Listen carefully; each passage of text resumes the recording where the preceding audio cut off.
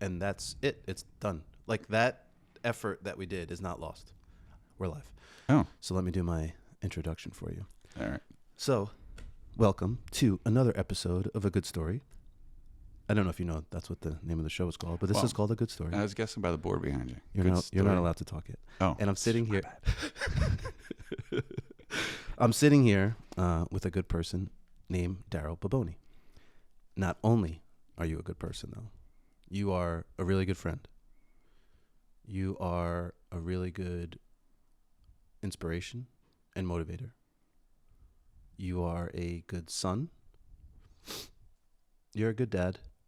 You're a good business owner. You're a good talker. That's why I tell you to be quiet, because you just talk all the time. You're a really good heart. And most importantly, you're a good person. And that's why you're here. So, welcome. thanks. I'm allowed to talk now. Yeah. I just like saying good things about people, and I know you personally, and I don't know what we're going to end up talking about. But I know, especially me and you, because we put ourselves out there in business and in life, and a lot of people say a lot of good things about you, and a lot of people are not going to say good things about you. And I just want to be a person that says good things about you, because I just, even me, it's like, damn, sometimes it feels good when somebody just says something nice about you. It's kind of weird. Yeah. And I do mean all of that. I know you do. Yeah. We've known you for a while now. We've spent time at your house, family, your wedding. It's been more than business for the time we've been together. And some of it is because me and you have an alignment of almost like a culture. So like we we both started companies, but we care like way too much about the people that we serve. So I didn't even, and this Darrell Babboni is the owner of Honeydew Men. And I'm sure everybody's seen the trucks, the red trucks with the white letters driving around, and everybody's like, what is Honeydew? Like, what is that, right? That's what everybody knows you for? What blows my mind, I ran the numbers. It's 30 years that I've been doing Honeydew Men. I started in 96. Wow. 2026, 30 years this year, which is insane. I incorporated in 2001. So we're 25 years in business. I was the typical one-man shop, chucking a truck kind of weekend warrior thing back then. But this is 33 decades. Crazy. Like I was thinking about that. I'm like, people retire by now, and I'm like, I'm not even close. You're in the middle. Yeah, I'm not even close. Dude, I have so many ideas, like brainstorming, like franchises, expanding into like building homes. One of the ideas I actually had to kind of go on your theme was Honeydew Homes for the Homeless. Was actually building, starting development of the micro mini homes that you see like advertised on social media. They're super cheap to buy. They're small. You don't need a whole lot of them. You can drop like 30 or 50 of them on like a 2-acre plot, and it would help with like the homeless problem that we're having. So like I've been brainstorming some stuff like that. Motivational speaking, inspiring people's lives. Like I don't know where the next chapter is, but it's been 3 decades of doing just Honeydew Men. So anyway, your question, look, I'm all over the place. Honeydew Men has to do with honeydew this, honeydew that. So I started back, like I said, in 96. It was my mom who I was on the phone with, and I was doing handyman work, and she was like, oh, you're a honeydew man. And I was like, I don't understand what that means. she was like, well, people back in my day, we made lists for husbands called the honeydew list. So they would like come home and be like, fix the dishwasher, kid put a hole in the wall, dog chewed on the molding, whatever. And you'd have to do this. So we called it the honeydew list. So she was like, you're a honeydew man.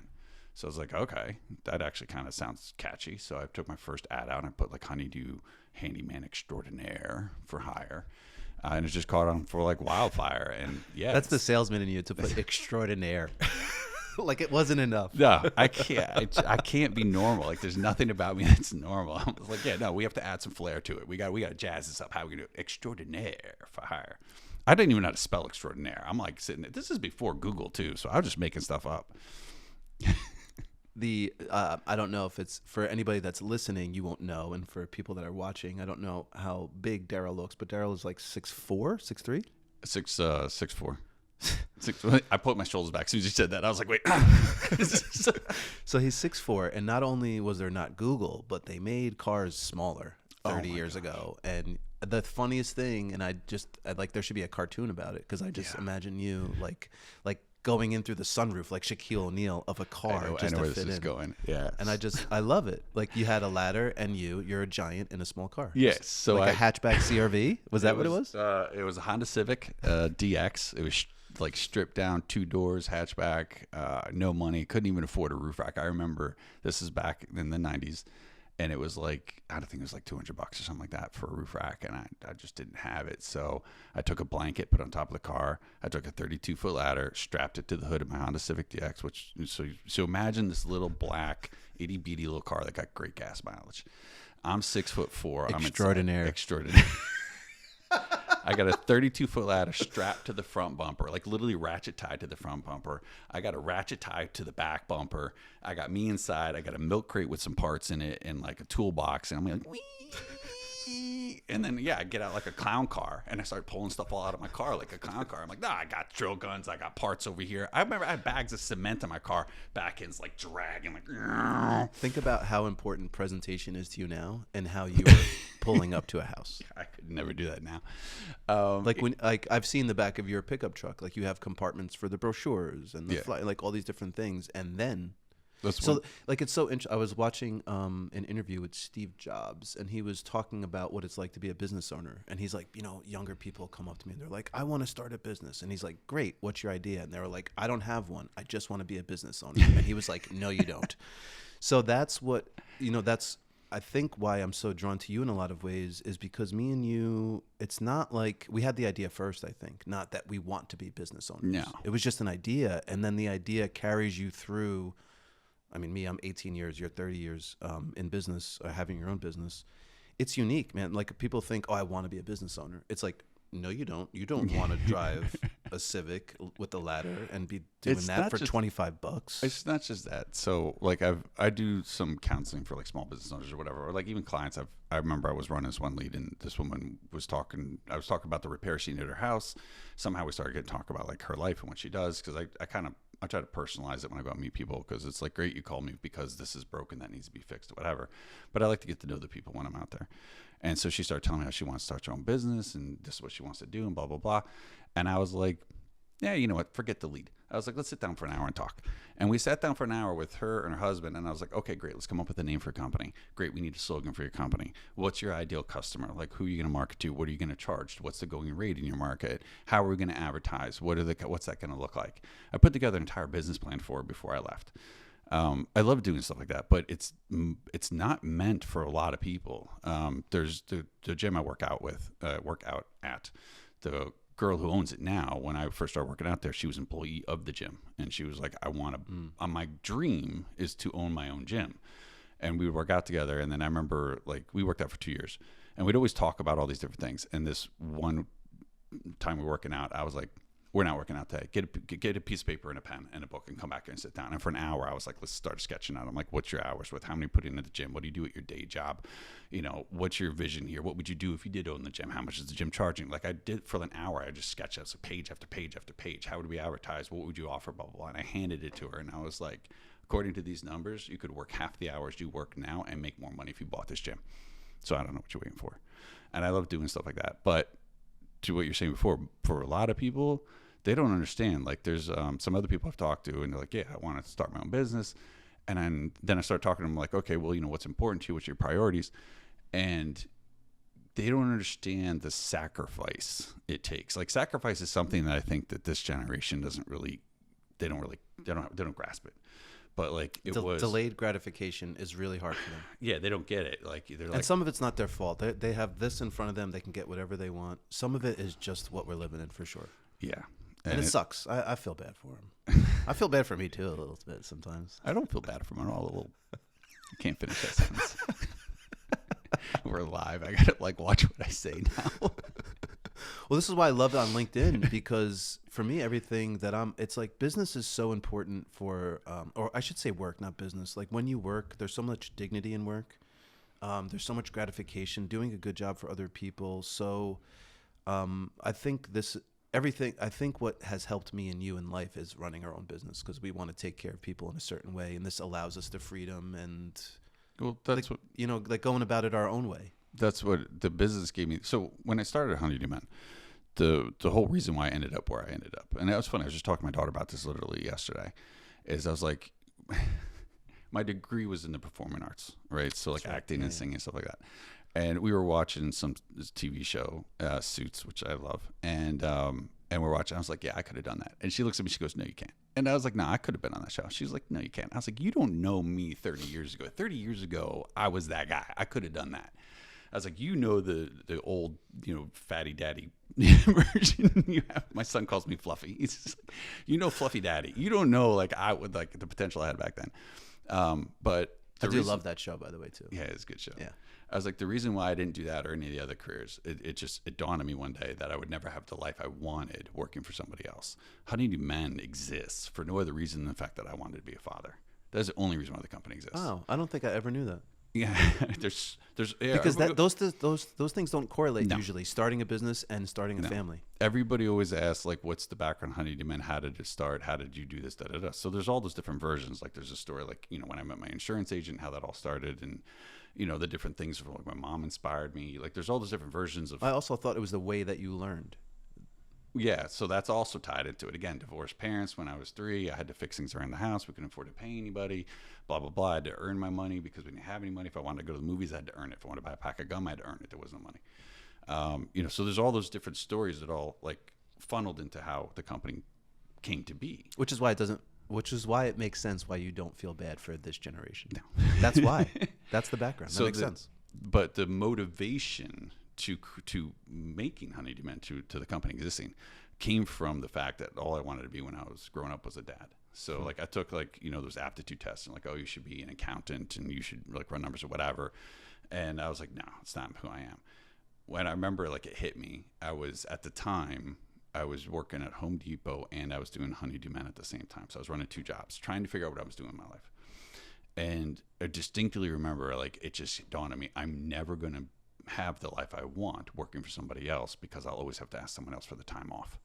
And all I ever wanted to be in life was a father. That is all I ever wanted to be. I don't care about anything else, the job, the money, whatever. I wanted to be a father. That was it. And the only way I could be what I consider to be a good father, which is if there's a recital, I'm going to be there for my kid. If there's a sports thing, I'm going to be there. If there's whatever there is, I'm going to be there for my kid. And that's never going to happen if I have to ask for time off all the time. So, because, what boss is going to be like, yeah, sure, take off whenever you want. So, like, right now, like, I pick my kids up from school every day at 2 o'clock. So every single day I'm breaking off at 2 o'clock, picking up my kids. Like, what other job's going to give you that freedom? And if my daughter wanted to go skiing during winter break, so we went up to Vermont to go skiing. So I was like, yeah, I'm just going to take 5 days off. You don't get that work from somebody else. So this occurred to me like 25 years ago, like I guess in 2001 when I incorporated a company. I was like, I'm never going to accomplish my true goal in life, which is to be a father, if I work for somebody else. So to tie that back into sitcom, same thing. My degree's in performing arts, acting, modeling. I'd love to have done like print model or voiceovers or even just been like an actor and all that. But if I did movies, I could be in another country somewhere, and then I wouldn't be with my kids. If I did sitcoms, you're tied to that. I couldn't just like pick up and be like, oh, my daughter's sick today or my son's sick. I need to go. I need to take the day off. You don't get those luxuries. I can only do that if I was running my own company with my own schedule. And that was the motivation and the catalyst to Honeydew Men. Like they always talk about what's your why. Like I don't know if you hear all these motivational people. They talk about what's your why. What's your why? That was my why. I want to be a father, and the only way I can get that is to make this company and make this company work. So that's kind of how I got here. With what I do, what and the why is all we talk about. What do you do and why do you do it? Because like your story is, I think that's partly why Honeydew Men has been successful, is because of the story and the culture that gets created from that story. Does that make sense? It does. I'm just laughing because I think in the last 2 months, I've had 3 people that we let go over the years come back and ask if they could have their job back. And they're like, it sucks out there. Like, this is what they're telling. I've never worked for anybody else, so I don't know what it's like. I worked at Home Depot for a couple months and some other things like that, but I never really worked for anybody. So I just treat everyone who works for me the way I would want to be treated. Like I talk to them the way I would want to be talked to. If they need time off for whatever reason, personal, blah, blah, blah. Like I literally treat every single person exactly the way I would want to be treated. So the culture at our company is unlike any other culture. I don't know that because I don't really work anywhere else. I've been doing this since 2001, incorporated, so for 25 years. This is all I know. And I've just had people recently coming back like, it sucks out there. The culture out there sucks. The bosses out there suck. They treat you like crap. They don't respect you. My opinion doesn't matter, blah, blah, blah, all these things. Where in our company, it does. Like everybody I tell them, this is, I will listen to every single person's opinion on every single topic. You come to me, I will listen to it. It doesn't mean I'm going to adapt it or apply it, because I might think you're wrong, but I'm going to listen to you, and I'm going to respect your opinions on everything. And having that kind of open culture where people feel respected and they feel like they're heard and they feel like their opinion matters, and then giving them the opportunity for growth. Like we're like, hey, almost everybody in my company that's either in management or upper positions, they all started as customer service reps answering phones.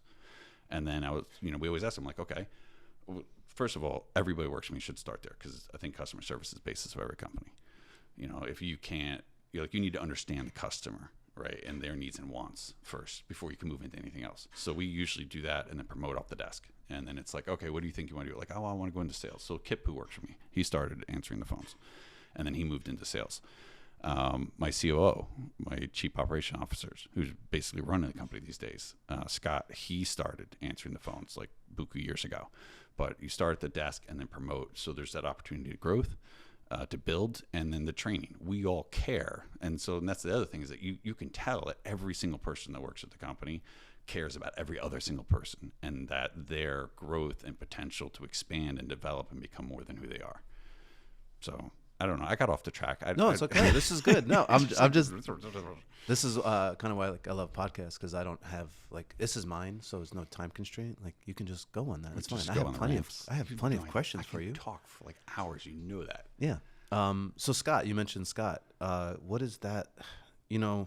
I've had people that have tried to make business partners over the years. I've tried to find that my Robin.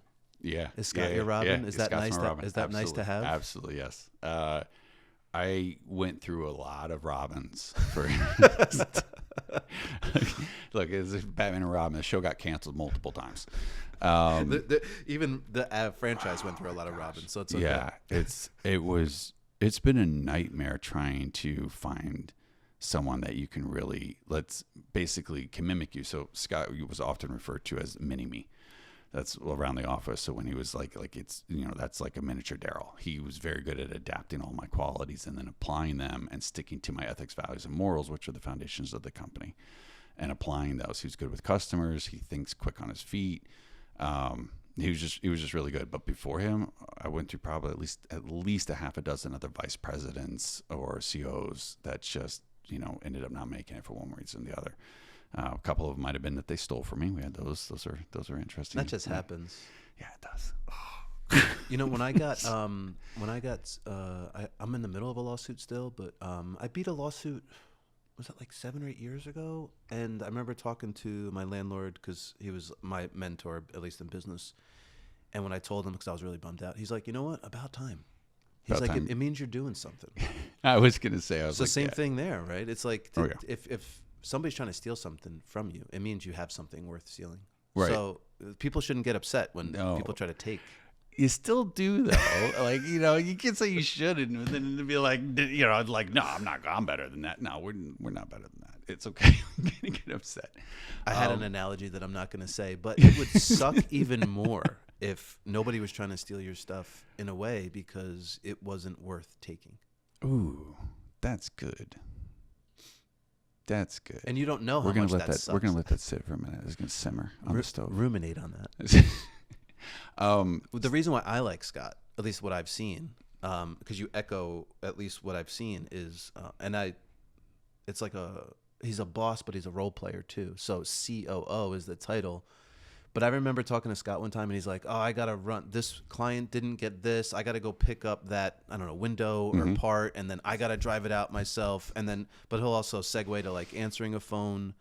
So with me, like in production, I started out as a production assistant and worked my, up and down, learned everything. So now when somebody comes in, I know everybody's job on set. Yeah. That's also what I feel like Scott does. He knows what everybody needs to do because he's done it all. Well, so I have very few things I will absolutely unequivocally fire you for.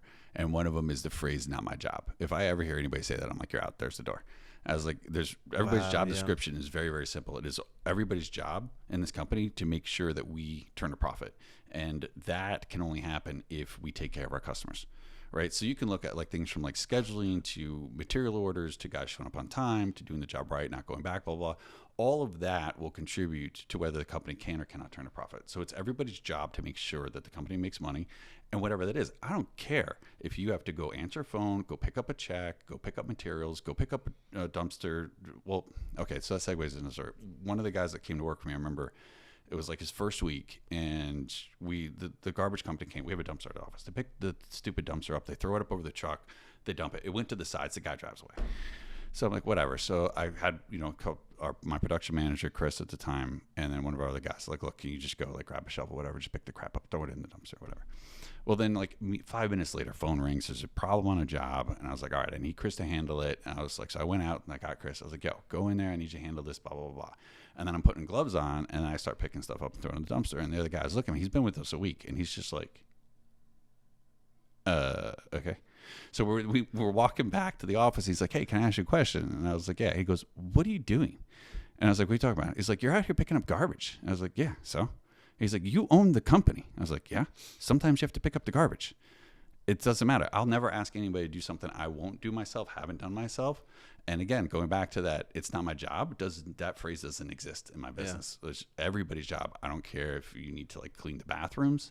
I don't care if someone needs to answer the phones. We all pitch in on every single level to make sure that our customers are taken care of, to make sure this company's making money so that everybody has a job and gets a check on Friday. It's that simple. You know you're doing something right, because I've experienced that too, where if I'm on set and I'm carrying a bag, like a PA will run up to me and be like, hey, let me take that bag. You shouldn't be carrying it. That's when I know I've created a culture where they understand that I'll do it, but that I shouldn't. Like if they're not doing it and I'm doing it, that's a problem. That guy should come out and be like, Darrell, you need to, I'll do it. Let me take your spot. That's really what you want. No, that's really cool. I love that. The mimicking thing, it's funny because we just had an ad. So one of my clients had an ad from one of my competitors. I went to their house and they had it laid out to show me. And they're like, this, I won't say the name of the company, but like this company is like, they literally stole everything from you. So it's their company, but they're using the same font. They're using the same color. They even put in their ad your honey-do list. No. Yeah, it's really in the ad. So like, make your honey-do list and give us a call. They're really walking right up to that line. Oh man, I mean, those are right up. I was like, if my company's name was Honey-Do List, I was like, I thought maybe I should start another company Honey-Do List just so I could like sue them. But can't retroactively copyright, unfortunately. I'm kind of in the middle of that. Oh God. So, but it's lawsuits. Like you're saying, it's a compliment because they're trying to be you, but at the same point in time, it kind of pisses you off a little bit. Yeah. But if I wasn't doing it right, and if they weren't threatened, then they wouldn't be doing it. So I'm like, look, let them. It's fine. There's only one original Honeydew Man. But I do feel like construction, like I used to think film business was cutthroat, and probably like the Hollywood TV is cutthroat than what I'm doing. Yeah. Construction sounds like, man. It's all the industries. Like you said, in your industry, is definitely, there's a lot of cutthroat. Absolutely. Mine too. I mean, you get so much trash talk, and they're just like, oh, don't call these guys because they're expensive, they're ripoffs, they're whatever.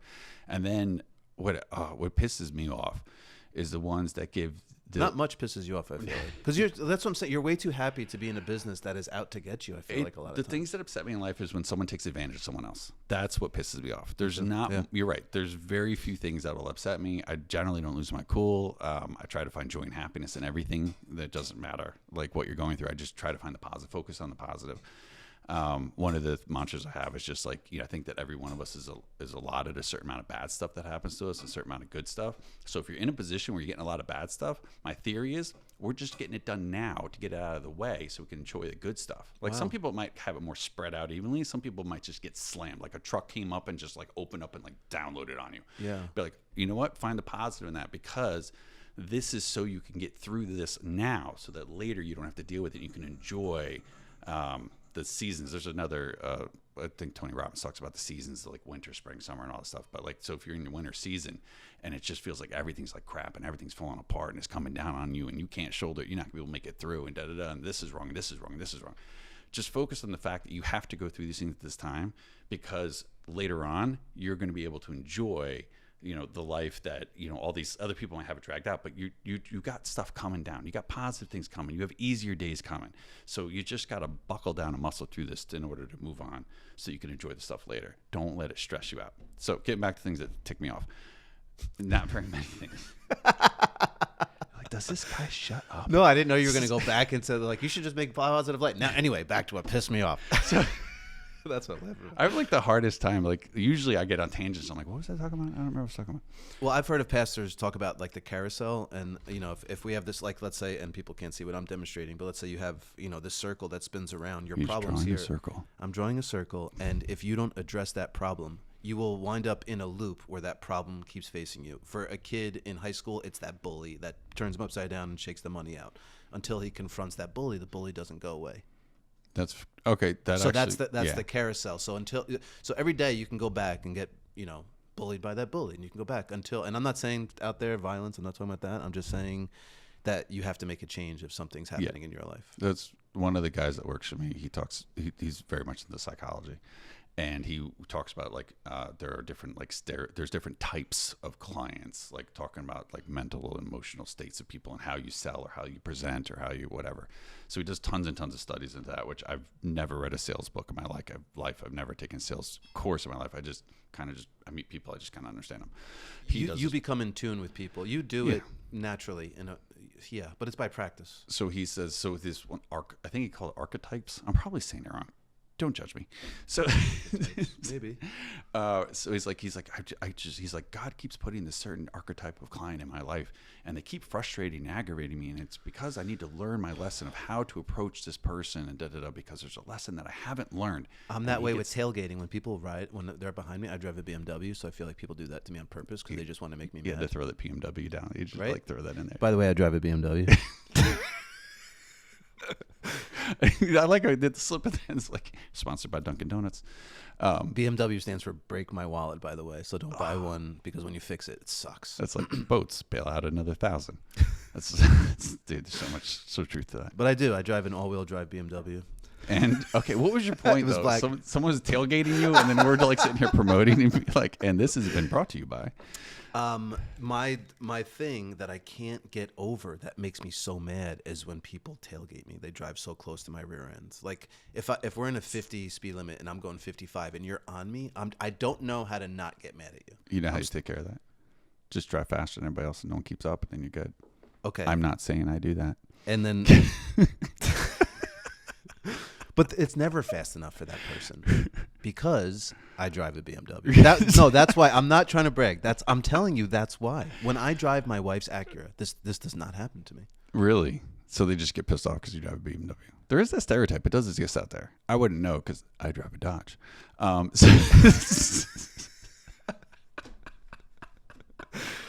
We're going to get calls from car companies later and be like, Ram 1500. I wish. Ford F-150. Just send me a gas card. I'll be happy with that. So getting back to what pisses me off. You have to address something. Yes, he was saying, I really archetypes. I don't like when people, no, but not that. I don't like it when people take advantage of people. So what pisses me off is when I go in. So this just happened to a client. I went in to run an estimate. They had a leak. This is another contractor was there when I showed up. So I respectfully just wait until they're done and they leave and whatever. And they had an insurance claim in, and then they just had all this crap. And I went in and I looked at it, and their shower had leaked. It had they had to cut out 2 tile in the shower, and they had to replace the shower body. There was damage to the sheetrock on the opposite wall, and it had run down into the kitchen below. So that's the job. The estimate they got was for $28,000 to repair this. Now, look, I mean, you haven't seen the job. Does that sound like $28,000 worth of work? I feel like you could just do a new bathroom for $30,000. So that's what they were telling her. They were telling her that she has to rip out the bathroom. Oh, okay. She just replaced the kitchen cabinets because the water got on. And I was like, okay, it's like a stain, like that. Like it was a little stain. I was like, it wasn't whatever. It's just. But is it a nice house, single mom? No, like house. What are we taking advantage of? Like older people, and they were scared that their insurance company saying that they have to do this work, and this is like an authorized installer of theirs, which someone's paying somebody off, someone's in cahoots with whatever. So it was like, it's $20,000. So they're gonna have to like replace kitchen cabinets. They're gonna have to cut open the wall. They wanted them to remodel the bathroom. So I was like, look, I can absolutely do all this, and for the $28,000, not a problem. So I can keep you in budget and accomplish all the goals here. I was like, but can I just have a moment of honesty with you? And she's like, yeah. I was like, you have about $5,000 worth of work that actually needs to get done. The rest of it is all just fluff. So if you want to, no problem. And she's like, she was freaking out because they have their deductible. And this was right before Christmas. She was like, I thought we're going to have to cancel Christmas. I was like, look, ma'am, I was like, all you have to do, honestly, is just replace the couple tile, replace the sheetrock and the shower body. That is it. There's nothing else that actually needs to be done. Needs is a funny word. People are like, oh, I need to do this, need that. I'm like, the only thing you need to do is keep clothes on your kid's back, food on the table, roof over the head, and gas in the car. I say that when people say, I have to. Like, what do you have to you do? have to. What do you really have to do? And I was like, you don't need to do anything. Yeah. And she was like, oh, but they said. And I was like, no. I was like, the way insurance works, that's not how it works. I went into like the whole thing with them, explaining how insurance works, how insurance claims work, what the difference between the actual cash value or recoverable cash value, like all this stuff. And I was like, in the end, it's about $6,000 worth of work. And she was just like, thank you so much. But like, the point was the other contracts, like, you have to do this and you have to do that. And we have to spend all this money and do all this work and tear your house apart and all stuff. And this was like literally like a week before Christmas. And I was like, you don't need to do any of that. And this happens a lot. I go into like another contract, like, oh, we have to like rip the chimney down and rebuild it. The whole thing's falling apart. It's a danger. Someone's going to get hurt. It's going to be $25,000. And I go in there and I'm like, ma'am, you have 5 blown brick. You need a little bit of repointing, some waterproofing, some new flashing. I was like, for like a tenth of that, I can get you back up and running. You're good for like another 20 years. And she's like, seriously? I'm like, seriously. And then they're like, oh, well, who do I believe? Not a problem. Let me take some photos. I'll take pictures of the chimney, whatever, or video, bring it down, show it to you. You tell me what you think. And I show it to them and they're like, oh, yeah, why am I rebuilding the chimney? It's the same thing with roofs. Like, I ran this roof lead. The woman was like, oh, I've had 5 other guys here. Everybody's giving me prices for a new roof. And I was like, do you mind me asking why you want a new roof? She goes, well, they said I need one. And I was like, okay. But why do you think you need a new roof? She's like, because they said I need one. And I was like, okay, let me go up on the roof, took pictures, videos, whatever. She needed one little section, one little repair, $2,500. I was like, you don't need to spend $15,000. Same thing. Showed her the pictures, video. I'm like, you tell me if you think you need a new roof. And she's like, oh, I don't see any problems except for that one area over there. I'm like, exactly. I was like, you have another 6 years left on this roof. If you want to spend $15,000, no problem. But if you have something else you want to use that money for, this is all that needs to be done right now. And then I just don't like contractors that just constantly trying to get like the $10,000, $20,000, $30,000 job and just push, you have to do this. You need to do this. I'm like, no, you don't. Sometimes all you need is a honeydew man to point you in the right direction, answer those questions. With the work that you do, people don't see what the problem is, right? So if a guy goes up on the roof and just says, oh my God, it's bad up there, you need a new roof, they come back down and the woman is in the kitchen taking your word. Yeah, they don't know. They're not up there. They don't know about the kitchen. They don't know about the roof. They don't know about the... And even when you do the work, they could say they were doing $28,000 worth of work, but they may do the $6,000 that's needed anyway. That's why, so like, again... Because they don't see behind the wall. No. You don't see inside the walls. You don't see underneath the roof. Like, even when, like, a door, we just did a couple patio doors, like, literally yesterday. When the job's done, like, how do you know if they replaced the sill plate or if they put the flashing in or they use the seam tape or if they use the spray foam insulation? So, like, we photo document every stage of every job. So every job we do, we take a photo before we start, and then when we take, like, for the patio doors, take the door out, take a picture. We put in the flashing, take a picture. We put in the seam tape, take a picture. Put in the spray foam, take a picture. So because I know... I want to be ready if the customer calls and says, how do I know if? I'm like, yeah, I got a picture of every single step of the job. If the roof, we tore it off, what did the plywood look like? What did the underlayment look like? What did the snow and ice shield look like? How do I know you put it in? We have a photo of all of it. You know who else does that? Me. No. BMW. In all seriousness, they do. Oh, I got a story for you. They actually send you a video of them telling you what the problem is, showing it to you, and then you approve it, and then they'll send you a video when it's done. Okay, I feel like we're going tit for tat on cars and stuff. So no, not at all. I'm just saying, like, no if they do it, I'm just saying, if they do it, and I think that's a good thing. I don't show my process. That's something that I could improve and do. That would be good because then people need to see the back, like how much effort it takes, how much, like, because people do complain about my prices sometimes, and they're just like, "What?" And I'm like, "You got to see what it entails," and I never really do that. So it would be in my best interest to do that, actually.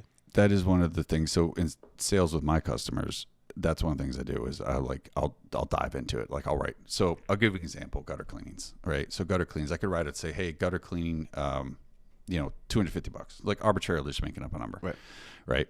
And then say you get company A gives you a price for that. And then company B comes in and they say, it's going to be $350. Well, from the homeowner's perspective, you're like, that's like a 40% increase or something. Don't quote me on my numbers. I don't know if that's right, but whatever. You went from $250 to $350. This is hypothetical. Very hypothetical. So we'll go with 500. Say it's double. It's easier math.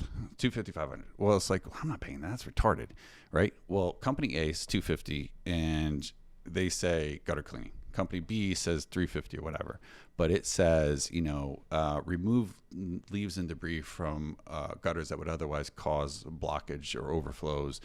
Test all downspouts for clogs if found. Disassemble downspouts. Clear clog. Reassemble. Inspect gutters for any minor repairs may be needed at the time and report back to customer. Debris cleaned up from yard after work is complete and removed from site or disposed of in woods if available. Like, you write this whole two paragraph thing about what is involved, and the other guy just said gutter cleaning, right? And it's like, all right, for $100 I'll go for this. So same thing with you. If you had a detailed proposal, or maybe in a video, since you're in the video world, have someone take a video of you doing a video, right, and showing all the different pieces that go into it, and then whatever, then you might have a different a proposal package, but hey, you know what? I can justify the price. So if you can, the value add, I think they call it. But if people can see the value, then they'll pay it. But you have to show them the value, either tell them or show them or something. Otherwise, it's just another guy with another number. My dad ran a carpet cleaning business for over 30 years. I want to say maybe it was 35 years. And I worked for him. It didn't last that long because don't work for your family. But there was an hour presentation. There was a 6,000 word monologue that you had to say to the homeowner. People wouldn't go for this anymore because nobody has an hour to sit through a carpet cleaning technician go through. But I will say, we had these things called soil tests. So you put almost like a filter, like a dryer sheet on the vacuum, suck up so the dirt gets stuck on the fabric, and then you leave it around. You do 100 soil tests. So you go around the house. Carpet. Oh, wow. Couch everywhere, and you walk around Mrs. Jones and you say, Mrs. Jones, look, I know you just asked me to come here for this carpet and upholstery cleaning it was. So I know you just asked me to do your carpet and living room. It has the most stains, but I just want to walk you around and show you some other areas that I found. And you go around and you show, intentionally, this is why sales is so messed up. Because you didn't want to embarrass the homeowner. So you didn't want to go around and be like, your whole house is dirty. So some soil tests, you got to be like, if it was the master bedroom, this looks good. You don't need to touch this, because you got to build some credibility too, right? This is so messed up about owning a business and being a salesman, because there's just things that you have to do, and you're thinking about the best interest of that person. You're thinking about how to not to embarrass them. But that's not even the point that I was trying to make. You would go there because a telemarketer would get you that appointment. You would be scheduled to go there to clean that one carpet. Your job as the technician now, in 100 soil tests in the presentation, was to upsell. Yeah. Couch, $500. There might be, you can get that job up to $3,000. It's not going to happen if I just say, you need more work in this house. It's the whole presentation, the process. This is what I'm going to do. This is the chemicals we use. You get to pick from these three, da, da, da. And then after that, then they go, okay, I could pick it. So I guess I'm bashing my own Good Food Productions company right now, saying I need to be doing that more. Well, upsells, it would help. Upsells is where the money is, for sure. What I tell my guys is you always go to the customer and give them the price for what they called for.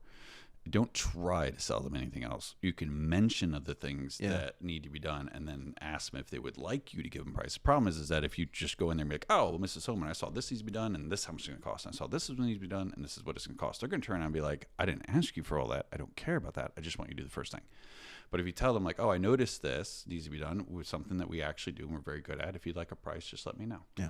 Or I've noticed this other thing over here. It's suggestions, right? It's like subtle sales. Yeah. So because I was like, I don't ever want to be that. Don't be forceful with homeowners, because I treat my people that work for me the way I would want to be treated. Same thing with my customers. As a homeowner, I don't want some guy shoving down my throat all these different things that I didn't even call him about. But if you subtly mention these other things that you saw that I might be interested in having done, and that you do that, then that gives me the opportunity to be like, do I really want to do this or not? Yeah. So that's kind of part of the sales teaching I do with my guys. Are you still doing sales? Yeah. So I don't take on new clients anymore. Sorry about that. I only deal with my customers. So people, because I've been doing this for 30 years. So people that are my customers that I've dealt with personally, I believe in a personal relationship. So I still go out and see my people, or if they're a direct referral from a customer of mine, then I will go out and handle those personally. But I have a sales team of 6. And so those people go out and they'll handle all new clients, new leads, new businesses, stuff like that. But I have some clients I've literally been working for 25 years, and they still call me. That's amazing. Yeah, it kind of is. It's a little pride part right there. Well, I think retention is everything. If you just had one-offs, you wouldn't survive. No, I believe the number is 56% of our business last year was repeat or direct referral, customers. And what I also like, I run around, I go to like networking things. I'm in chamber. Do you have to do anything for business development in that way? So at this point in my career, I don't have to do a lot because I spent so much time and so much money in the beginning. So my whole business model was 10% of every dollar that came in gross went to advertising or marketing. That's pretty good. 10% That's healthy. straight off the top. Yeah. So it didn't matter. So we were like, people like I was spending $250,000-$350,000 on advertising, and people were like, dude, that's ridiculous. Da, da, da, da. But that foundation for 10, 15 years of just 10% off top, 10% off top. And it was just whatever magazine, newspaper. So my whole business model was, if you called me, my company, and you're like, I'd like to sell you advertising for whatever, my answer was yes. It didn't matter who you were. I would give anybody a shot. So I don't care. Like one guy called, it was the placemats at the diner, and people were like, dude, why would you put an ad there? Whatever. So it doesn't matter. I give anyone a shot. I took the DMV was selling advertising spots at. I feel like that could work for you. The diner, maybe a call here or there. Nothing, not the big jobs. No, not the big jobs, but handyman stuff. Yeah. The DMV was selling advertising space. They had a TV in the back behind the tellers, where they were just, because you're sitting there for like 3 hours, you got nothing else to do. So I was like, that's actually if I was a therapist, I would run an ad in the DMV because that's who needs to see me. Golly, what a terrible experience that used to be. Remember, when we were younger, that used to suck. Oh yeah, it's not now. You was in line for hours. The Brewster one is by appointment only, so you're never sitting. The one off at 312. Yeah. The Peekskill one, I think, is still. You think you still go in there and sit for like hours on end. Yeah, so now a lot of stuff you can do online. Yeah, which is renew your license. We used to do that in person. Yeah, everything was in person. Nothing was online. Can I tell you this? This is a random segue. Okay. We just made me think about in-person stuff. I had to tell my son, Steven. You have a son. How old is your son? Dante is 14 and Abigail is 16. I didn't realize Steven and Dante were the same age. So the same thing. And I go, because Steven, he last year he tried to pretend that he wasn't into girls. Like they're gross. High school, it's like official. I went through that with Dante. Right? Now I think he's not saying that anymore, so I know that. Yeah. But so I'm like, dude, you're so lucky. I'm like, you probably just go on the girl's Instagram now and direct message her and get it. I was like, I used to have to go through the dad. You're still showing your age saying Instagram because it's Snapchat I don't now. care. Snapchat. Yeah, that's where it is. My son's like that. He's got it. He's got text neck. He's like this, and I'm like, ugh. He's always on his phone. He's like, oh, this chick just snapped you never me. have to talk to the parents. Oh my gosh. Yeah, you go right through. There was no filter. And you don't have to do like back in our day, you actually had to go up to someone. So you had that uncomfortable, like you had to approach them and guys were always scared. That's why you always wallflower. Like guy, you don't have to do that as a man anymore. Like most men were scared to go up and talk to women. Still are. You don't it's have terrifying. To. It's supposed to be terrifying. You're supposed to get over it. You're supposed to go through it. You're supposed to get rejected. So it's okay. I'm 48 years old. I've been, separated, divorced for 3 years. I still scares. There's one thing. Okay. So this is funny. My kids know nothing scares me. Like nothing scares me. You can jump out, spiders, whatever. Nothing scares me, except talking to a woman. I don't know why it scares the shit out of me. But that's like the one woman thing you're interested in. Woman I'm interested. Yeah, if I'm not interested, no problem talking. But so social media solves that. Because it's the fear of rejection. So let me let's unpack this a little bit. When you were doing performing arts and you were performing, was it the same feeling of fear and rejection? It always was. If I was interested in someone, I was always scared as hell of like talking to them. I don't know. It's the one thing I've always had an issue with.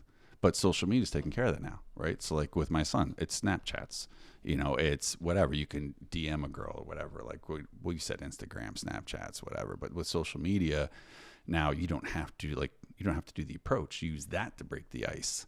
So it's made it, it's just completely different these days. However, it comes with a downside too, because you don't know who the person is you're talking to anymore, right? With my son, I have to talk to him like, look, and my daughter too, when she was growing up, I was like, you're on these games like Fortnite or whatever, or Minecraft or whatever, and you start talking to people you don't know. Roblox is just crazy what they get into. And they're like, oh, my name is Steven. I'm 13 years old. I live over in Washington. Meanwhile, he's a 56-year-old, like creeper, pedophile, whatever. Yeah. So like, it's opened up a whole new level that we didn't have to deal with. We had to deal with the ice cream truck, right? It's like, here, I got some candy. Come the white van, the white van. Like, be afraid of the white van. Yes, stranger danger, stranger danger.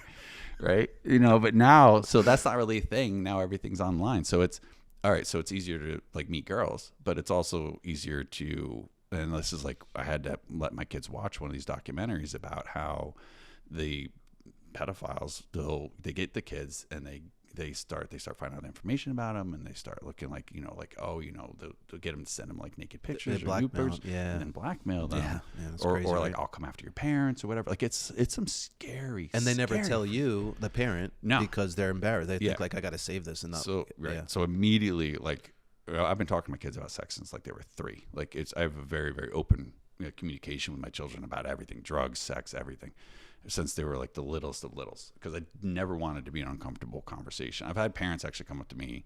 I remember this a couple years ago, was that my son did ninja, and we were outside tossing the football around, and we were talking about girls and sex and drugs or whatever, I don't remember what it was.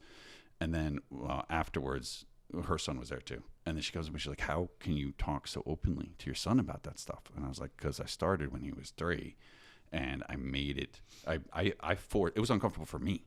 So I forced myself past. Yeah, it's not like you wanted to. No, it's not like you wake up like, I can't wait to have these conversations. What's on agenda for today? Well, we're going to talk about condoms. And, no, you do it as a duty of a father, because I wanted it to become not uncomfortable. So like we talk about everything. How the hell did I get here? I love podcasts so much. How did I talk? Like, no, this is me. I'm manipulating you. It's okay. Because in the beginning, this is how we ended up. This is just so you know how my brain is handling this. In the beginning, you talked about the most important thing, you wanted to be a dad. This is how I got you back. That was like 20 minutes ago. 35 minutes ago. Right. And this is how I got you back into talking about being a dad again, secretly. Okay. Yeah, I manipulated you. I'm really good at that. Nice job. Yeah. So, like a woman. Good job. Delete. Can you do that? Can we talk about one of the things we were talking about right before we went on the air about my deaf ear? You can talk about whatever you want to. I don't speak for you. You don't speak for me.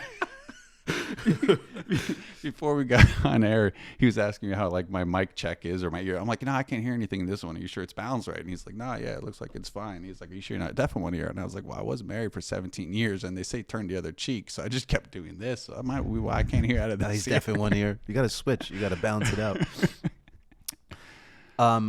I didn't think I wanted to be a dad. I wanted to be a dad, and then I went through a phase. I was like, I don't want to be a dad. And then I met my wife, Wendy, and then it was almost like immediately I was like, yeah, this is I'm into this, and I do love it. I try to my kids. I told them we're in a weird like time in life. You go back to the 50s. Your job was to get married, have kids, work your 9 to 5, retire after putting in your 20, 25, invest in your 401k, whatever. Right? It's completely changed. Everything's changed. So I try telling my kids, look, in my life, I've met a ton of people that have no kids and are really happy. And I've met a lot of people that have kids that are really happy. I met a lot of people that have kids that aren't happy. I met people that don't have kids that aren't happy. So I was like, look, you're going to find joy either way, right? It doesn't matter. So if you want to get married and you want to have kids, there will be joy and struggle in that. If you grow up and you don't want to have kids, there is nothing wrong with that. That is perfectly fine, and you will find joy in that as well. What's interesting was there was a study that came out, and it showed that like it was like an 80-20 split. It was like 80% of most people that are married and have a bunch of kids wouldn't necessarily say they're like really happy.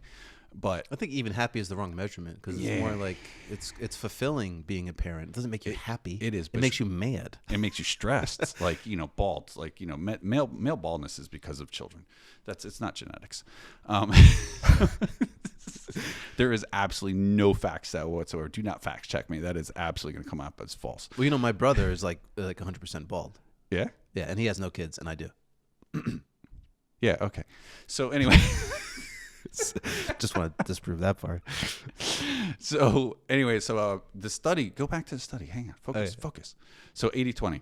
So 80% of them are like, I wouldn't really say I'm happy. But after the kids are grown and gone, right, then you have 80% of them saying that they were happy, because you get all that joy from like when the kids leave, right? And so the exact opposite statistics for people that like didn't have kids during the time frame that they would have were 80% super, super happy. Mm-hmm. But then at like the golden years of their lives, 80% of them weren't, because you don't have that grandkids family support. So like that interesting. Yeah, and I thought that you're also not in it. When you have kids and you're in it, you think it sucks, but when you look back at those times, you're like, actually, that was really awesome. Hence the statistics. Yeah, that in their golden makes years, sense. they're like really happy because they look back. Like even me, like I look back with my kids, and I was just like, I barely remember the first 10 years because I'll blur. But when I go through my phone, God, I love looking at the photos. I'm like, oh, I remember that. And like, I just melt like a puddle, just melt. And I'm like, oh my God, I just love my kids. I love all this stuff. I love looking at the photos. Just put them up.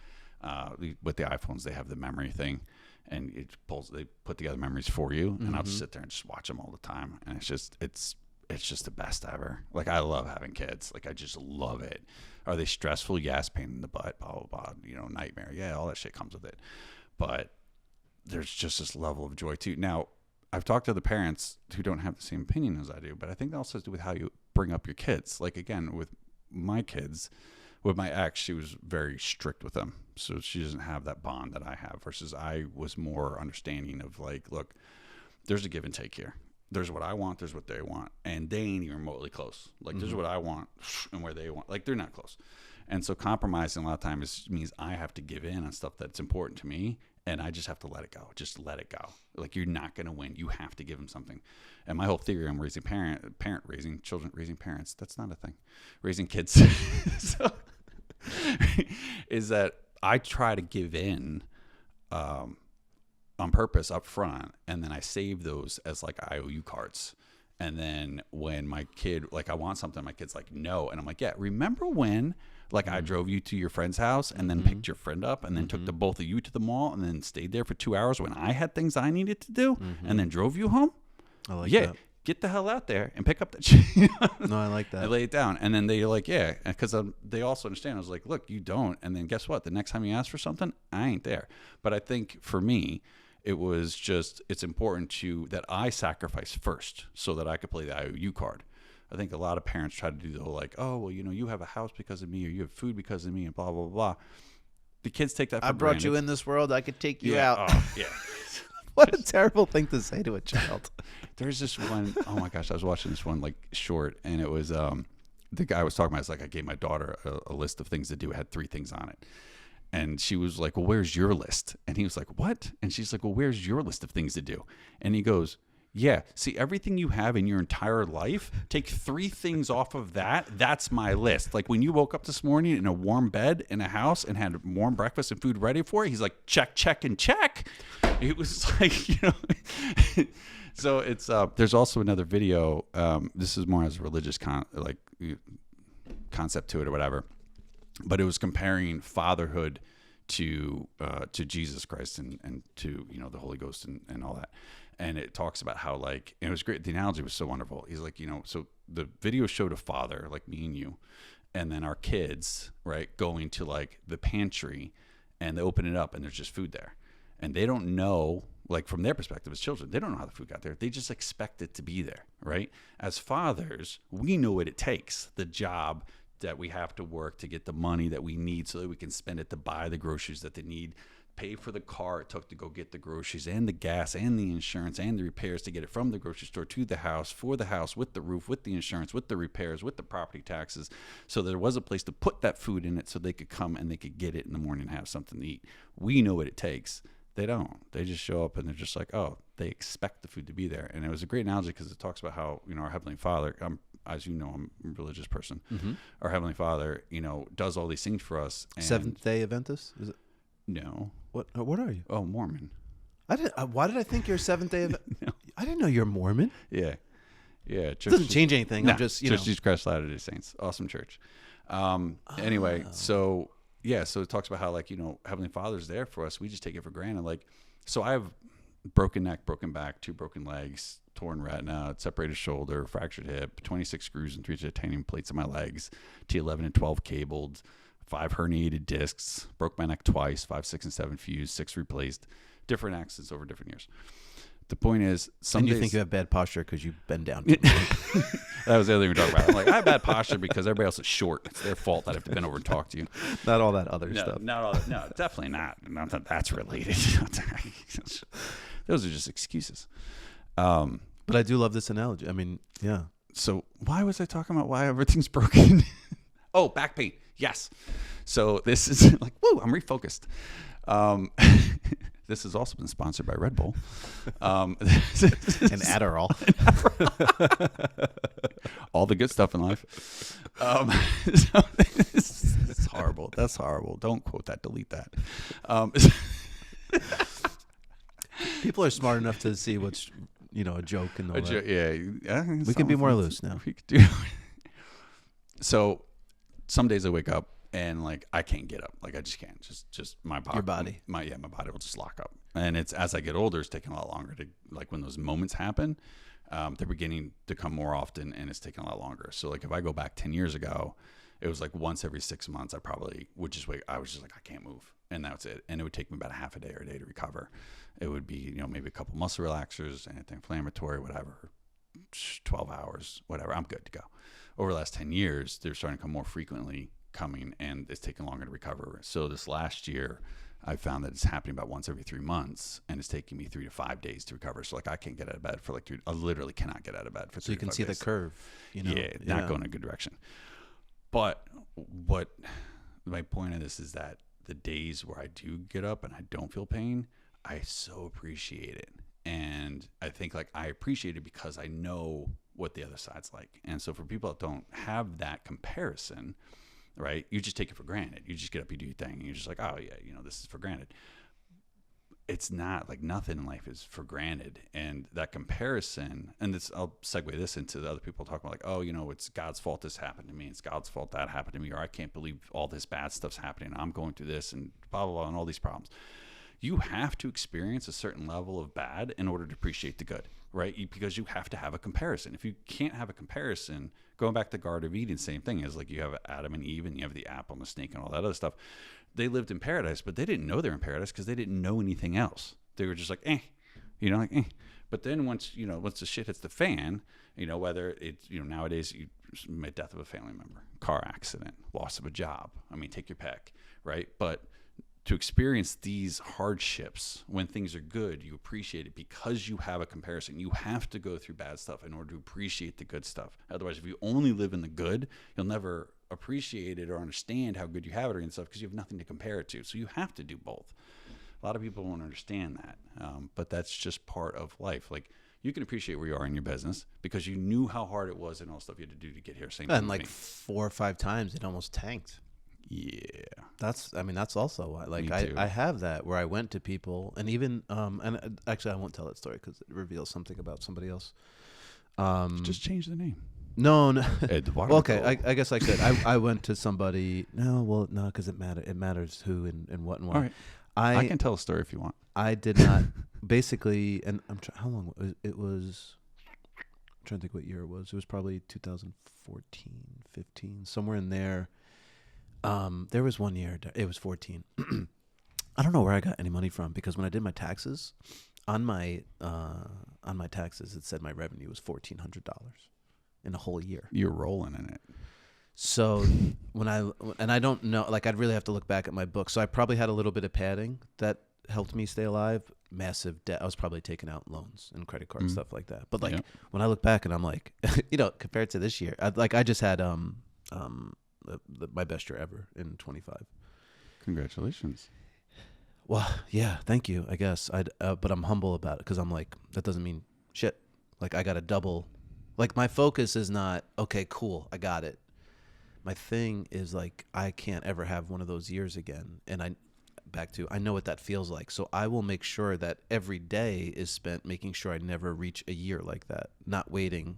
And then all of a sudden looking back and be like, damn it, I just had a terrible year. Yeah. Not that I wasn't motivated before, but damn, that is really like a kick in the ass. Also, I think as you progress in life, like, all right, so I'll go back to my story with 100 Men. When I first started it, I was, let's say back in 96, 97. I mean, I was living in my girlfriend's apartment in White Plains, right? So what was my expenses? I was like, if I could make $35,000 a year, I would retire. I was like, this is awesome. I was like, anything is better than zero. I was seriously like, I'm going to retire by the age of 20. Like, this was my mind was seriously like, this is great, And then I hit 20, and then I was like, if I could make $100,000, I'll retire. That'll be it. By 25, I'm retired. This went on for 25. I'm like, I'll retire when I'm 30, 35, 40, 45. I'm not 48. I ain't even close to being retired. Right. But my lifestyle has gone up with it. I went from, I went from an apartment to a small little two bedroom, 850 square foot house. That was in a detached co-op, so I didn't own the land, to actually buying a house where I did own the land.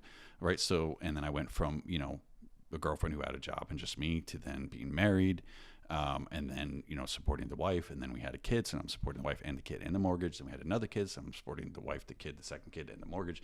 So as my lifestyles kind of expanded and become more expensive, my income has had to too. So that's also been a driving force.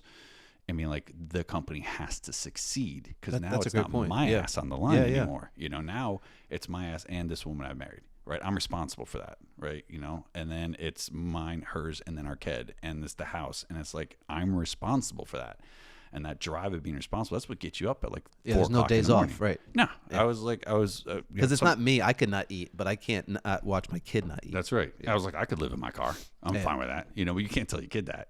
So that's what gets you up at like 3, 4 o'clock in the morning when everybody else is sleeping. It's what also keeps you up until 3 or 4 o'clock in the morning working while everybody else is sleeping. And then they wake up and complain, and you gotta turn that thing off where you just want to throw them somewhere out of this planet. No, I throw it in their face. I'm like, you have any idea how hard I work? I says, what I was doing while you were sleeping? Do you know what I was doing while you were out playing with your friends? I lay it out so they know exactly how hard I work and the hours I put in, what I'm doing while they're playing, while they are out at the movies, while they are sleeping. This is what Dad was doing. Yeah, I'm very stern about that. I was like, you need to understand the sacrifice I'm going through, because there's no way in hell you're going to come to me with this whole like I deserve, I need handout. Yeah, hell no.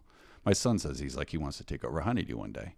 And I was really? Like, yeah, I know. I was like, yeah, he's like, Dad, I don't think college is for me. And I did the community college thing. But I was like, I don't really do the college thing. And I honestly don't believe college is for everyone. It's not. No. In fact, they asked me to come do a parent teacher's, not parent teacher, when you come career day at the Carmel High School. I got the call from them, and they're like, hey, would you come in and talk like on career day? And I was like, I don't think you want me coming in and talking on career day. I was like, first of all, construction, not a prestigious industry. Let's be honest. It's not like, something you're like, hey, guess what I do? It's a good field, but it's not prestigious. And honestly, I don't believe in college. Like, it's fine if you like physics, doctor, lawyer, teacher. Whatever, you have to. Have to. Yeah, you have to. I need a drink of water. Keep talking. I'll get you a bottle. All right. I'll keep talking my story while you go do that. It's not like you have a problem with that. No, talking is not my issue. So tell them the story. Thank you. So I'm like, okay, I mean, I guess. So she's like, no, we want someone like you who wasn't, necessarily went to college and doctor, lawyer, whatever. And because there's kids that need to hear from someone like you. So I go to the school, right? I'm sitting in like the auditorium. There's 300-400 kids there. And there's like some physicist gets up and talks, and some lawyer talks, and some accountant talks, or whatever. And I'm like, dude, I got nothing to say to these people. It's like, what the heck am I going to say? I've never done anything like this before. I have no idea what I'm going to say. I don't know anything. So and then, of course, they put me up last. And I was like, oh, Joe. So I'm like trying to take notes from other people, like what they said or whatever. And then I get up in front of, so it's my turn, right? So I stand up in front of these like 300-400 kids, and they're all auditorium. And I was like, all right, can I have everybody stand up? So I was like, everybody stand up. Everybody in the whole place. I'll wait. They all stand up, right? I was like, okay. So here's the deal. It's like, if you know the college you're going to, like the name of the college, like, like, I'm going to this college. This is where I'm going. Absolutely, hands down. Boom. This is my future. I was talking to 8th graders at the time. So this was like the transition to high school. I was like, I want you to sit down. So some people sit down and everything like that. I'm like, okay, other people left. I says, you may not necessarily know what college you want to go to, but you have a couple choices or whatever. But college is definitely your next step in life. You're going to graduate high school. You're going to go to college. Without a doubt, that is what you're doing. You are going to college. I want you to sit down. So out of like 300-400 kids, I think there's like 8 left that were standing. Like, that is it. So first of all, I was like, want to give, props to you for standing up, because that right now everybody sits down, you stand myself. I says, who you are now is where I was, where I did not want to go to college. I did not think college was for me, and I did not know what my future was. I says, and you're the 8 people I want to talk to. Have a seat. And I was like, my name is Darrell Babboni. I own Honeydew Men. It's a multi-million-dollar construction company, and I want to tell you my story. And that's how I handled it. I don't know why I'm telling you this story. Well, because we're just talking about just life and people. And, I mean, college is not, it sucks even for what we do. Every kid that graduates college and then wants to work here, I have to train them.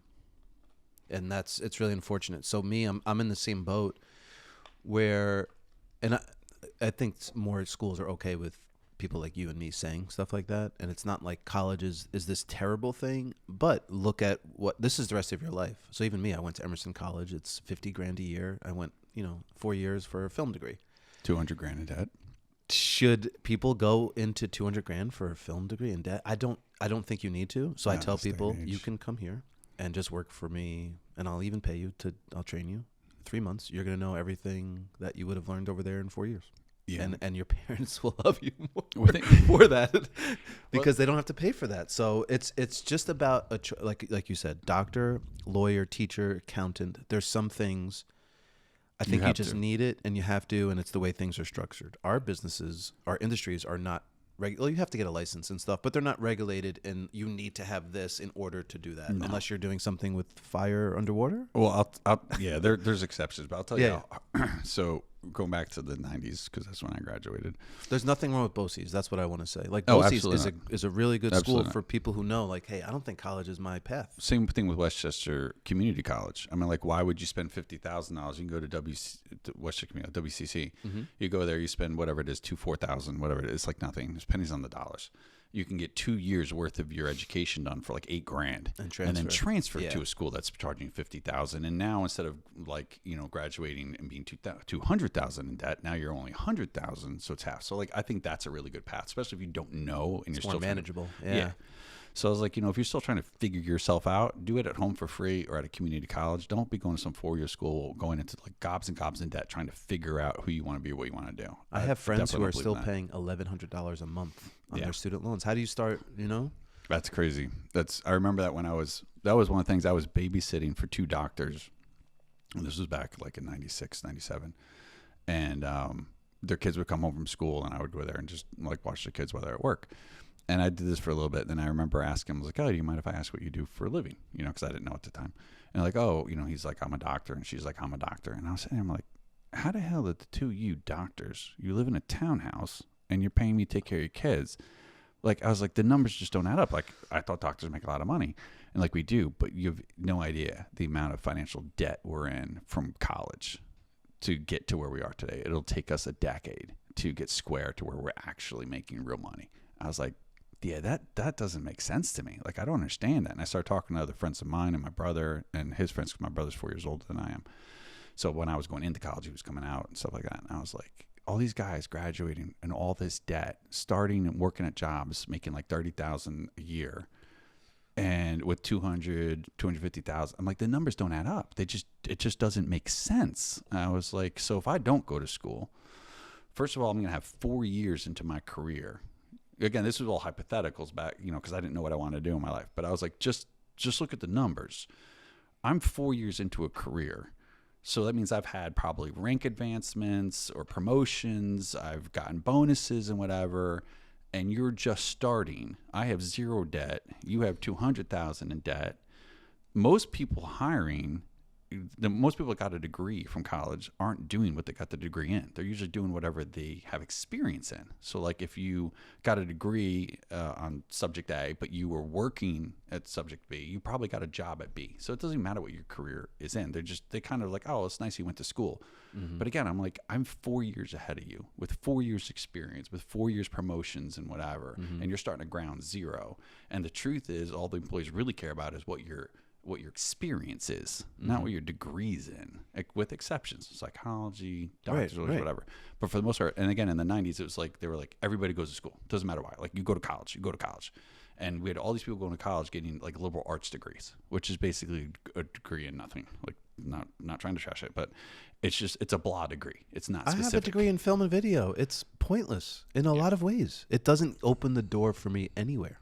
It should have, though. That's what they taught us. They taught us that it should have. The truth is, it didn't. I remember going to one of my first interviews, and luckily, so the other thing in my industry is if you don't know anybody, you're not really going far anyway. Like, it's really just who knows who. And it's not so much that way anymore, but definitely was. So I had an interview down at Sony in New York City. Oh. And it was to get on to make music videos as a production assistant. I just remember walking in there. The guy's name was Lauren. I won't say his last name. Lorin. But you'll spell his first. Well, I won't say his last name. So if you really want to find out who he is, you can search it. He's not there anymore. You could have just left it and be like, no, his name is Lauren. I just find that interesting because I'll say his name. But I remember sitting down and I showed up and wearing something, and he was like behind this big desk in a suit. I forget what he was doing, something for Shakira. I think that was the artist he had in there, and he's like, "Let me see what you've done." And I graduated from Emerson, 3.9 GPA, had all the accolades, had a friend get me in, and I brought a DVD where I filmed like like a rock concert for like a friend. It sucked. It was so bad. It was like I wouldn't even watch it. He puts it in, and he just looks at me, and he goes, "Are you serious right now?" He goes, "Get out of my office." Like, that's how quick that interview went. He was like, "Absolutely not. Goodbye."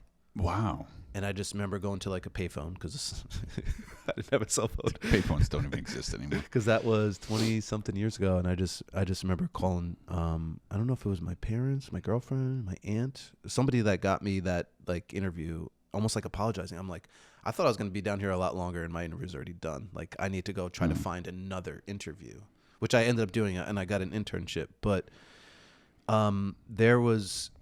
it only matters what I did.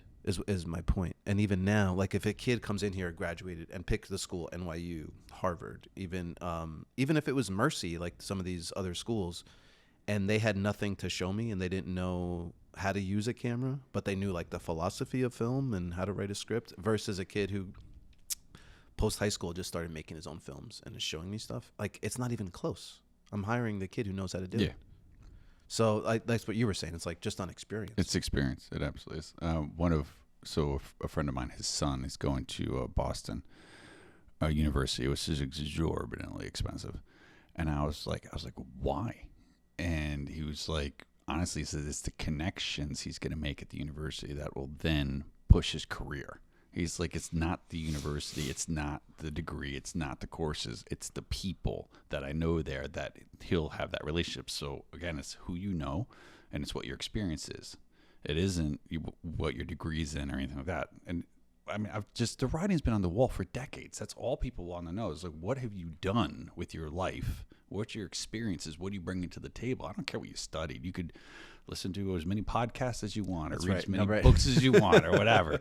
What are you doing what can with you that? do? What can you do? Yeah. And what have you done? What can you show me you've done? One of the things at our company, I had a little different philosophy at my company. When people would come in and interview, they would they could come in and talk about whatever, show me whatever, the resumes and all that. I didn't really give a crap. I just wanted to see how we interact. So we just talk, because I hired on personality. One of the reasons why we have the culture. I mean, we won like 3 years in a row, like one of the top like companies culture-wise to work in like the entire United States. That was actually pretty cool. I didn't even know that they did studies like that. But I hire on personality, because if the personality works, I'm like, I can teach you to do anything. I can teach you to swing a hammer and a nail. I can teach you to frame. I can teach you to answer the phone. I can teach you how to type. I can teach you to do anything. What I can't teach you is how to be something. Yeah. So you either are honest or you're not. You either are someone who's reliable or you're not. You're either someone who's, going to be a hard worker or you're not. Like, these are personality traits. So like through the conversation, I start to figure out your personality and kind of find out what kind of person you are. And then that determines whether you got the job or not. I don't care if you've been framing for 30 years or 3 years or 3 months. Well, and you can't teach somebody how to get along with you, because you're going to spend a good amount of time with them. Right. So you better like them. Yeah. If you're on a crew, you got to get along with the crew. If you're in the office, we need the personalities. And I need to make sure everybody's on the same wavelength. Like, this isn't a 5 o'clock punch out kind of a company. This is a, hey, when we're 5-ish, I don't care if it's like 4:45, 5:15, whatever. You're dealing with the client, finish with the client. Right. But this isn't like, oh, well, watching the clock, like tick, tick, tick, tick, tick. Oh, time to go. Yeah. Like, we don't do that. Yeah. And, answering the phone. Like, if I call you at night, and you answer the phone, right, that tells me the kind of person you are. Like, how dedicated are you to this job? Like, do you look at it as a job, like a 9 to 5, or do you look at it as like, I like where I work. There's another thing I tell people. It says, if you wake up in the morning and you don't wake up singing like, wow, I'm going to work today, I can't wait to get to work today, I'm excited to go to work today. I'm like, if you don't wake up like that, I don't want you working here. You need to find wherever your passion is and go work there. And that has nothing to do with the thing. I want you to be happy. And everybody that works at my company is like, when they wake up to like, yes, I get to go work at Honeydew Man. I can't wait to get to other office. I can't wait to like interact with my staff. Like they love their job, they love their career, and they love what they do. I'm like, if you don't wake up with that passion, you need to find a job somewhere else. So I think me and you attach meaning to what we do. So like you don't like hammer in 2x4s, you change people's homes. You know, right? Like you take care of people. So like somebody who hate like, oh, I just got to go and do this job. Then you need to go work somewhere else. Yeah. And you should pick a different career. Like we had a guy at work for us. He was on the front desk.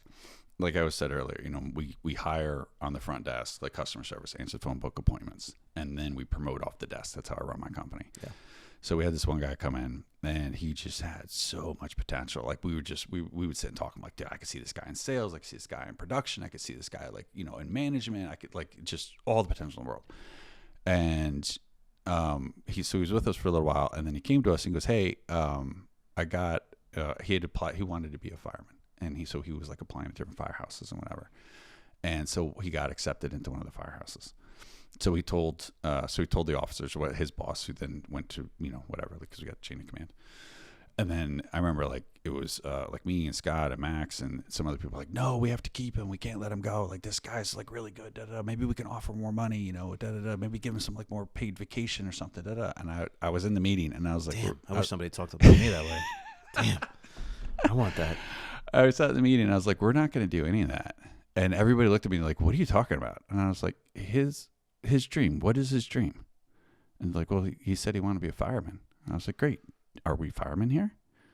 And they're like, no. And I was like, so what's more important? Is it what we want him to be or what he wants to be? And they're kind of looking at me like, he wants to be a fireman. Let him go. We're not going to offer more money. We're not going to offer him they're talking about a raise, also a position change, maybe some kind of like, you know, administrative section officer, whatever, anything. I was like, we're not going to offer him promotion. We're not going to offer more money. You're not going to offer more time off, anything like that. We're going to help him to fulfill his dream. He wants to be a fireman. Let him be a fireman. And I pulled him aside and I talked to him and I was like, so tell me about this. So he's telling me all about like how he grew up and like all he ever wanted to be was a fireman. And basically he took the job working for us to fill gaps because he was trying to get on at a firehouse. And I was like, look, all I want to do is inspire people to be better versions of themselves. And if that's what you want to do, you know, it's been a pleasure. Look, the door's always open if you want to come back. And we let him go. And my staff pushed back and like, we need this guy. And I was like, we maybe need him, but he doesn't need us. Yeah. He needs to fulfill his dream so he can be happy. And so it just kind of goes back to my culture, my business. It reminds me of... And I think we're going to wrap up. We've been going for like an hour and 15 minutes. But it know we could go for another 6. Easy. It does remind me of, you know, when I talked about before how things got hard and there were some down years. Mm-hmm. The people didn't understand my vision and what I was going for were all telling me to quit. And they couldn't see what was in my head. And it was my like stubbornness. I was like, I'm not going to go work for NBC. Like, I'm not doing that. But they couldn't understand what I was trying to create. I mean, think when I started this Good For You Productions 17, 18 years ago, I want to make good stories about good people. There's no market for that. Like, it's not really a good business plan at the gate. I think there's a market now. I think people are coming around. 20 years ago, it wasn't. No, but I stuck it. And I had a vision, and I'm just like, there's got to be good people in the world. Like, that was my business model. Gotta find them. I'm a good person. I can do this. I want to find other good people. But I just had a vision, and I've found my sweet spot recently. But it's just that guy he has a vision, and it doesn't matter what you put in front of him, like the tangibles. Yeah. His vision, his dream is to be that. So unless you're going to have him be the fireman of Honeydew Men, and every time the building catches on fire, which it never does, and he's going to put it out, you're not keeping him. Plus, then what? You're the guy that's holding him back from his dreams instead of the guy that's encouraging him to follow his dreams. Yeah. And the question is, when our time comes, because our number get called, everybody, there's only a couple certainties in life. Was it death and taxes, right? Do you want? I'm working on the taxes, by the way. I'm working on not dying. That's my thing. You're like going to gym, working out, trying to eat healthy. My blood panel didn't come back great. It is tax season. My accountant just charged me the initial deposit. I'm like, ooh. That hurts. Yeah, last year was a good year, so the spring's going to hurt. That's the downside to having a good year is then you got to pay a lot of taxes. But do you want to be known as the person that held someone back from their dreams, or do you want to be known as the person that helped them to accomplish their dreams and their goals?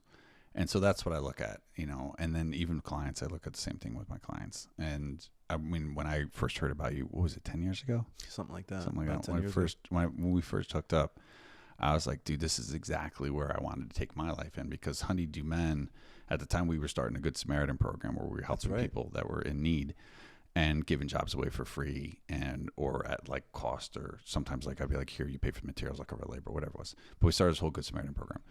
And this whole giving back kind of a thing, which also built in my philosophy of, you know, sometimes the easiest way to work on your problems is to work on somebody else's problems. So like when things are going bad in your life and you're having problems and it's like, how am I going to do this? How am I going to deal with this? I don't see the light at the end of the tunnel. Sometimes the best thing you can do, actually a lot of the times, is to stop focusing on your problems and look outside and help someone else with their problems. Mm-hmm. And I don't understand the psychology of this, and someone out there way smarter than me probably understands it, but I don't know what it is. But when you help someone else with their problems, somehow that comes back to help fix your problems. And I don't get the circle, but it does. It's not the reason why I help other people, but like when I first heard about your company, I was like, hell yeah. I was like, that's what I'm talking about. I was like, someone who's out there focusing on promoting. And again, this is like, and nowadays I think it's a thing. People are like, hey, they want good stories, they want good whatever. All people are talking about is storytelling. I'm like, dude, where were you 18 years ago? 20 years ago that wasn't a thing. You know? It really wasn't. But like I was like, dude, this guy gets me, you know. And I was like, this, like your company, I always want to be a part of affiliated with your company, because I was like, this guy wants to focus on good things, promoting good things, doing good deeds for good people and good places and whatever. And I'm like, I want to be a part of that. I want my company to be a part of that. I was like, this is where society needs to be moving in this direction. The more we can promote it, how are we going to promote it? We need to market it. How are we going to market it? Well, in video. You know, so that's where like, and I've seen some of the stuff you put together, and some was like tearjerkers, dude. Some of that stuff's like seriously like pulls on heartstrings. And I was like, this is a guy I want to be associated with, because that's also something else to tell my kids. I was like, you are the sum of the people that you surround yourself with. Yeah. So you can either surround yourself with people that you pull you down, or you can surround yourself with people that inspire you and pull you up. I believe you need to have both, because I think if you're only surrounded by people that pull you up or inspire you to be better, then you're not doing your job to help other people, right? But if you only focus and spend all your time with all these people down here, they're going to eventually drag you down. So you need to have a balance. So that's why I said you're the sum of the people you surround yourself with. And I wanted to be surrounded by someone like you. We connect on so many things. I'm so glad you brought up even God today, just like some real stuff. I feel so aligned with you. We have different ways of going about things, but you know, even biblically, what you're saying, like it, you know, I'm kind of commanded to leave the 99 for the one. You know, that's a really important parable. I want to tell stories about underdogs and people doing good things, because someone like you is out there doing a lot of good stuff, and nobody really notices. And you can't tell the world how awesome you are. Somebody else needs to do it for you, so you can't do it. That's my job. I take a lot of satisfaction and it's a lot of fulfillment, actually, because what I said before, my purpose, and just so you know this, I was basically told a lot of times, and people don't realize, they think it's a sob story, but when I was younger, I was basically told to like shut the F up a lot of times, like suppress that, put it down, be quiet, stop talking, get over it.